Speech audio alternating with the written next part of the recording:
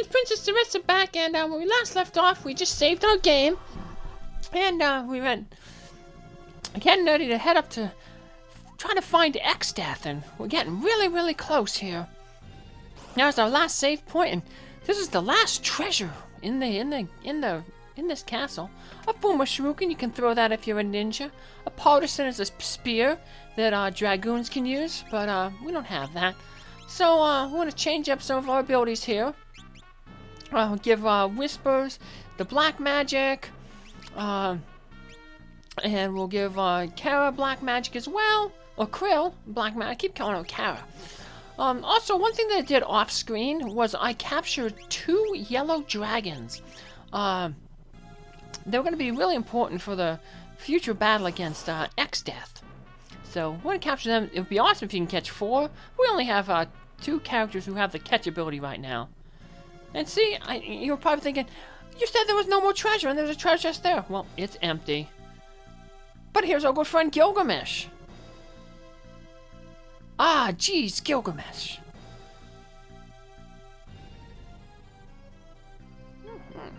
Haha, looking for something? Well, guess what? Oh, he took the treasure. Oh, you guys are so burned. He stole the treasure. See, I was right, minions. There is no more treasure. Gilgamesh has it. And we got another fight with Gilgamesh. Oh, he cast a little spell on us and turned us into a tiny little guy. If you're a thief, this is a battle where you can steal the Genji helm.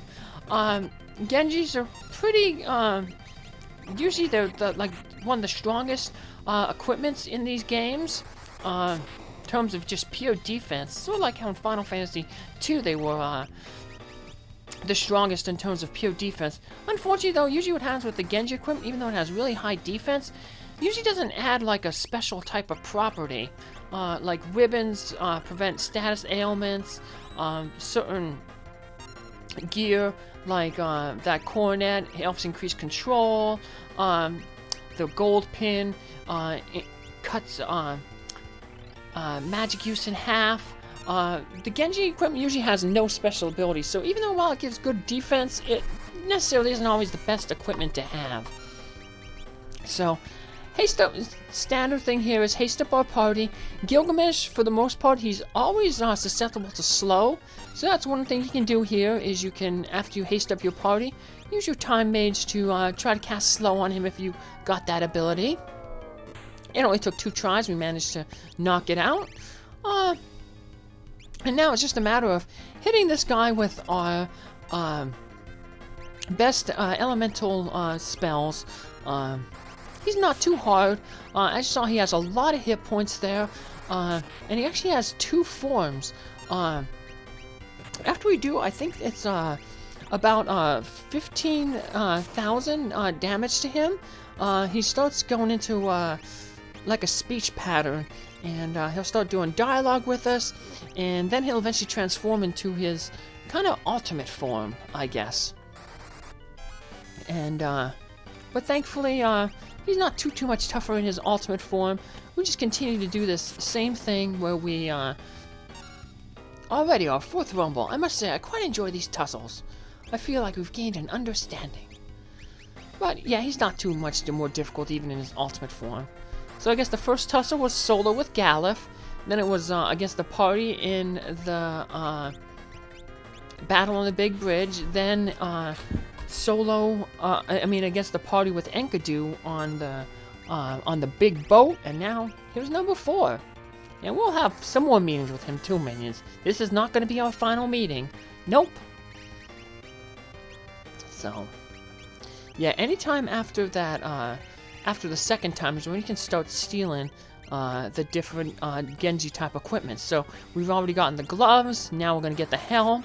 So that means the shield and the armor, which means that we have to have at least 2 more fights with this guy. What happened to that spry old feller? He fought Exdeath and... I see. Well, we've kind of developed, I guess, a friendly rivalry with this guy. Well, I guess as friendly as you can be when you're casting fire and ice and shooting him with lightning and he's stabbing us with spears. It's not very friendly rivalry to me. But, oh no, well, who knows.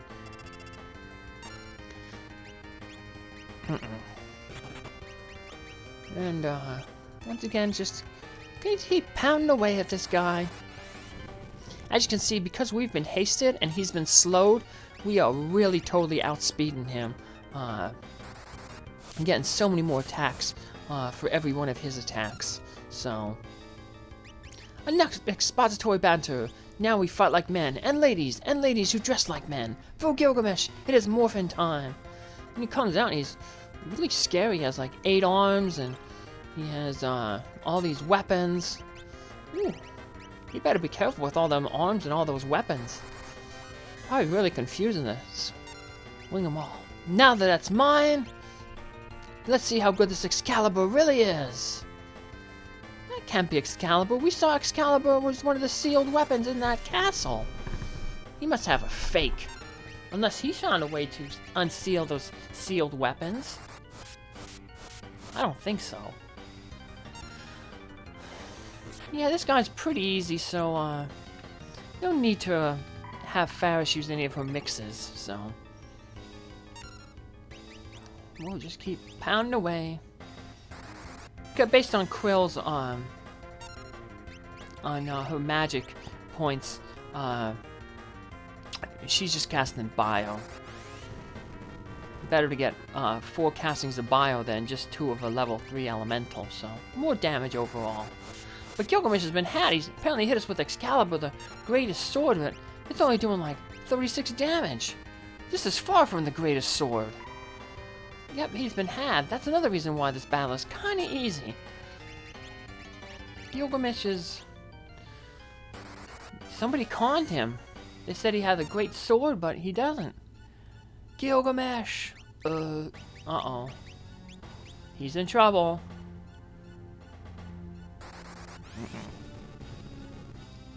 He was probably told to stop us, but he doesn't have the right equipment. His sword is dull. He can't do anything with it.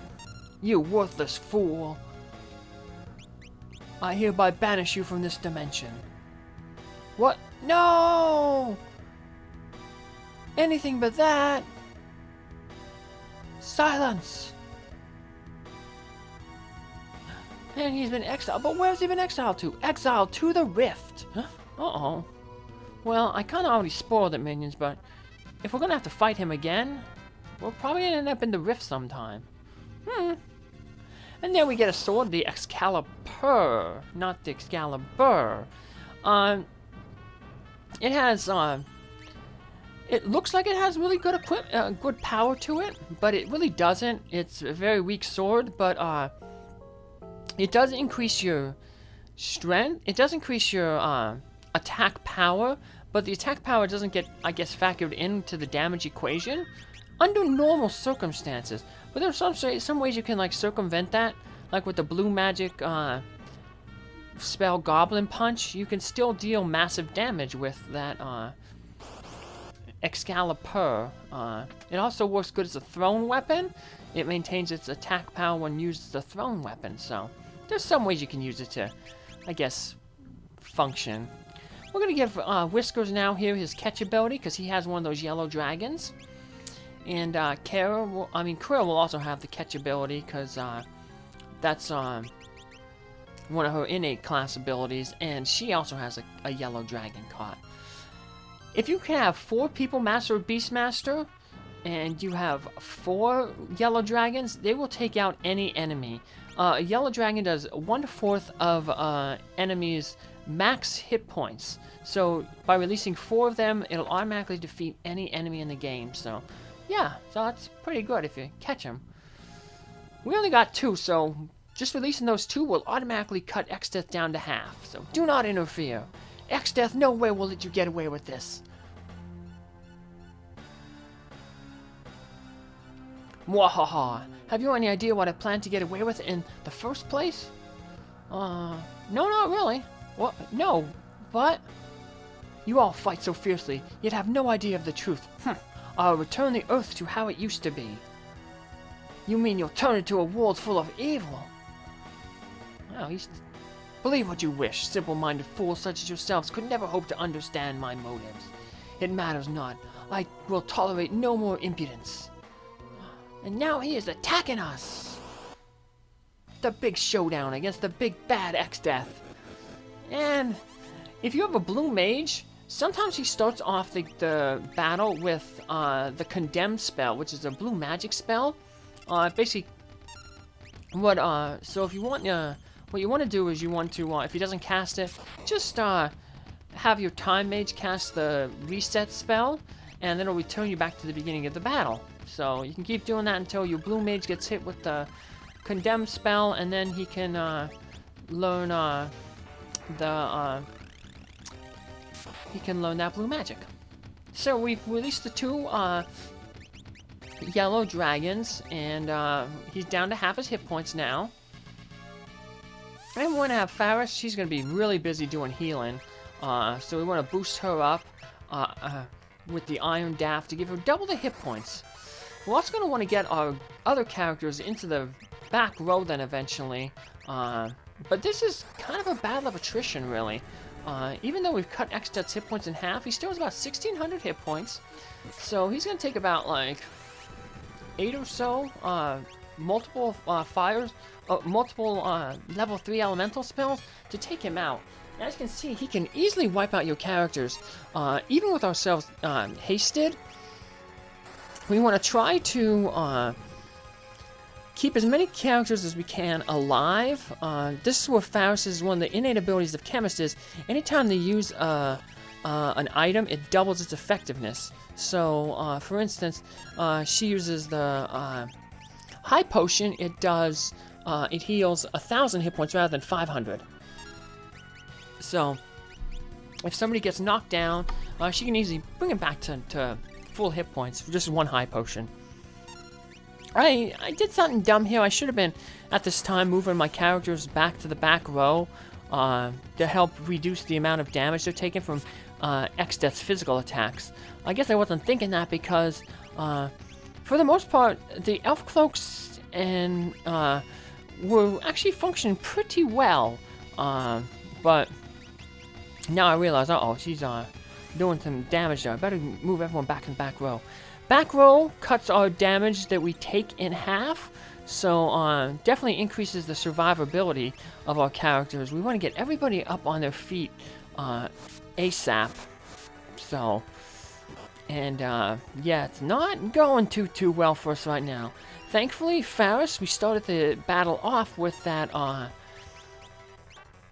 Iron Potion, the Iron Daft Potion, or the Goliath Tonic, to double her hit points. Another good thing that we have working in favor in this battle is that all of our characters, with the exception of Krill, who's the Beastmaster, they're all magical based. And one of the good things about magical based characters is they tend to have a natural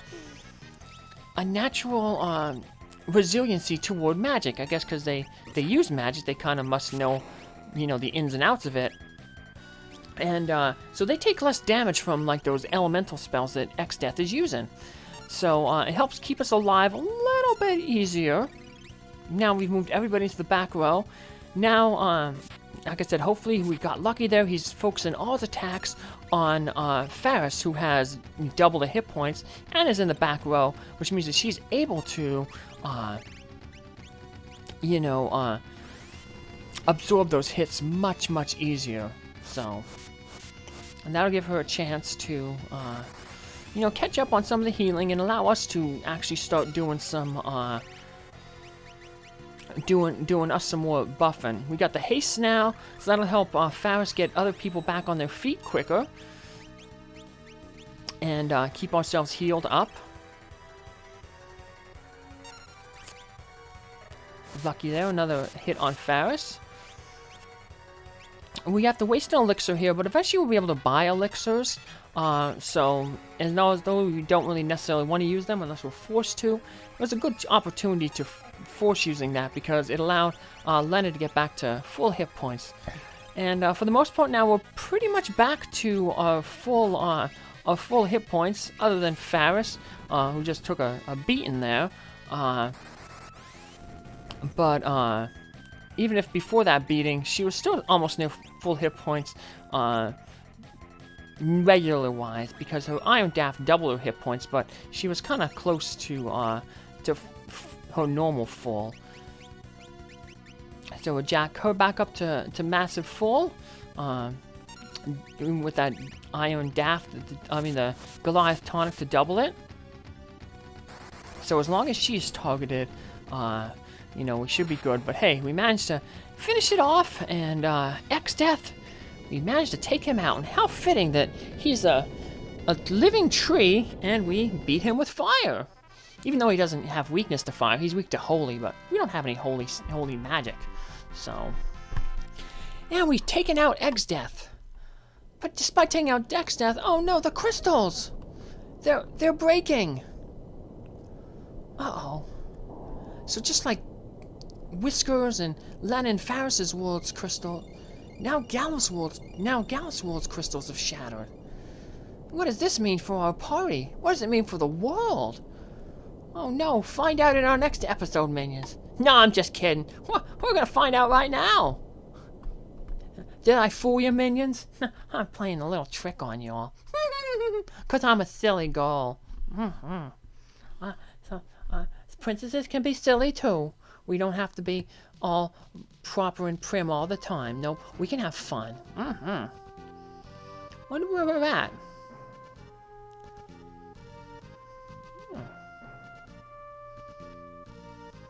Uh-oh. Whiskers is waking up. Where are we at? Wake up all the princesses. And we have a lot of princesses now. We have 3 princesses.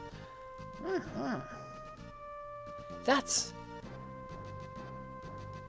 Castle Tycoon. We're back home. Really? I thought there was no way to get back home from the Gallus world. That's what Gallus said. It was a one-way trip. This might be a trick. Let's look around.